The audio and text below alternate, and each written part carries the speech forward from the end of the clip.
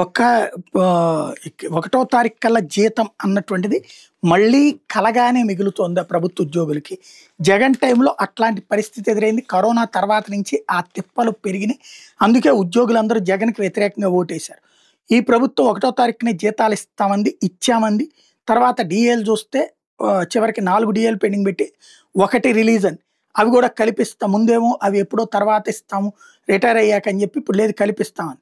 తీరా చూస్తే ఇప్పుడు ఉద్యోగులు పెన్షన్లకు ఒకటవ తారీఖు జీతాలు పెన్షన్లు ఇస్తామన్నటువంటిది అందలేదు అంటూ సాక్షి రాసుకొచ్చింది. ఒకటో తేదీన జీతాలు పెన్షన్లు తొలి నెల మాత్రమే జమ చేసింది. ఆ తర్వాత నుంచి ప్రతి నెల జీతాలు పెన్షన్ల కోసం ఎదురుచూపులు తప్పడం లేదు. ఈ నెల కూడా ఉద్యోగులు పెన్షన్లు అదే పరిస్థితి.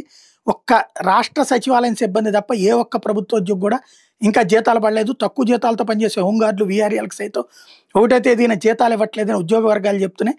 తమది అదే దుస్థితి. ప్రతి నెల 10వ తేదీ అయినా సరిగ్గా పెన్షన్ అందడం లేదని పెన్షనర్లు వాపోతున్నారు. రాష్ట్ర ప్రభుత్వం మంగళవారం చేసిన 3,000 కోట్ల అప్పుకు సంబంధించిన సొమ్ము ప్రభుత్వ ఖజానాకు చేరిన తర్వాత ఇస్తారేమో అంటూ ఉద్యోగులు పెన్షన్ నిర్వేదం వ్యక్తం చేస్తున్నారు అన్నటువంటిది రాసుకొచ్చారు. కరెక్ట్, మంచిదే. కానీ ఇంతకీ వీళ్ళకి అప్పుడు ఆ బుద్ధి రాలేదా వైసీపీకి?